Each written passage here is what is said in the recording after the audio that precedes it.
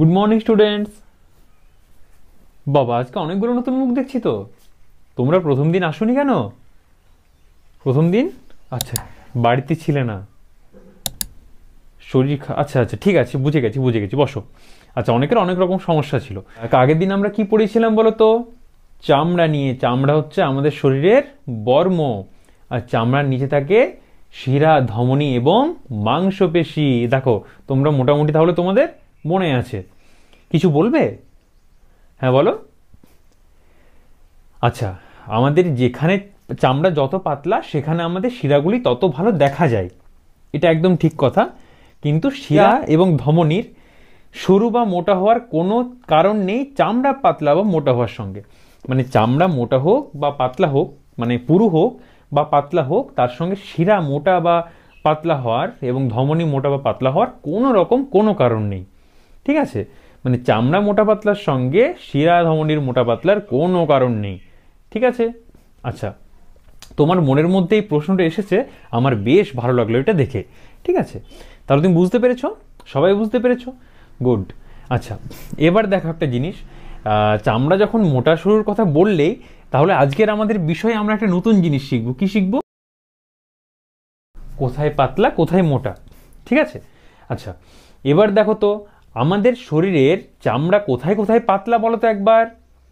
হাঁটুর চামড়া পাতলা, ঠিক বলেছো, একদম ভাঁজ হয়ে যায়। আর কুনুয়ের চামড়া পাতলা। আর আর আর আর আঙ্গুলের আঙ্গুলের কোথায় বলো তো?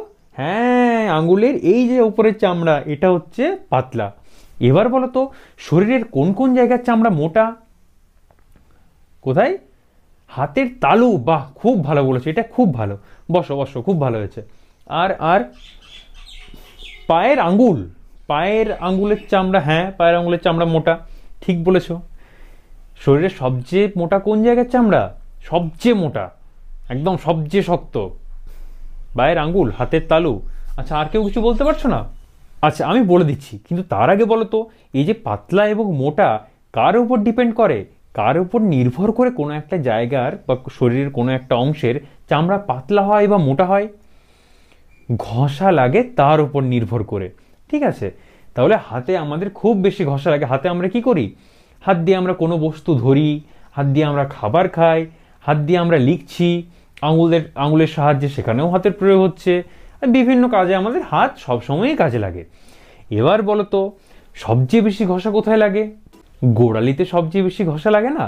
এই যে আমরা হাঁটছি, হাঁটার সময় সবচেয়ে প্রথমে পা কোথায় স্টেপ করছে? গোড়ালিতে। তারপর তো আমরা আগে যাচ্ছি, আবার এই পা সরিয়ে নেওয়ার পর আবার যখন স্টেপ করছি গোড়ালিতে আঘাত করছি মাটি দিয়ে আগে, তারপর আমরা সামনের দিকে এগিয়ে যাচ্ছি। তাহলে আমাদের সবচেয়ে মোটা কোথাকার চামড়া? সেটা হচ্ছে গোড়ালি। গোড়ালির চামড়া হচ্ছে সবচেয়ে মোটা। এই গোড়ালির ইংরাজি হচ্ছে, কে পারবে হাত তোলো। বাবার এত হাত তুলেছে। আচ্ছা তুমি বলো। হিল। গুড, বসো, খুব ভালো হয়েছে। আচ্ছা তুমি বলো তো হিল বানান কি? H I double L, HI hill মানে কিন্তু পাহাড়। গোড়ালির বানান হচ্ছে HEEL, হিল মানে হচ্ছে গোড়ালি। হিল বা গোড়ালির চামড়া হচ্ছে সবচেয়ে মোটা চামড়া, পুরু।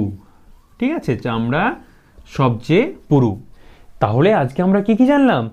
যে যেখানে চামড়া যত পাতলা সেখানে শিরাগুলি স্পষ্টভাবে দেখা যায়, আর শিরাদের রং হয় নীলাভ সবুজ বা হালকা নীল বা হালকা সবুজ। ঠিক আছে, আর কি জানলাম? আর জানলাম যে আমাদের শরীরে যেখানে যত বেশি ঘষা লাগে সেই জায়গা তত বেশি পুরু, সেই জায়গার চামড়া তত বেশি পুরু। আর কি জানলাম? আর আমরা আজকে জানলাম যে শরীরের সবচেয়ে বেশি পুরু চামড়া হচ্ছে কোথায়? গোড়ালিতে। তো খুব সংক্ষেপে যদি তোমাদের ডেমো দিতে বলে তাহলে তোমরা এইরকমভাবেই ডেমো দিতে হবে তোমাদেরকে, কারণ খুব সংক্ষেপে ডেমো হয় না। তুমি 40 মিনিটের একটা ক্লাস, সেটাকে বড়জোর তুমি 10 মিনিটে আনতে পারো, কিন্তু সেটাকে যদি তোমাদের 2-3 মিনিটে দেখাতে বলে সেটা খুবই মানে কি ভাষায় বলে, একটা দুর্ভাগ্যজনক ঘটনা এবং একটা কঠিন কাজ বলা যেতে পারে আমাদের সবার পক্ষেই।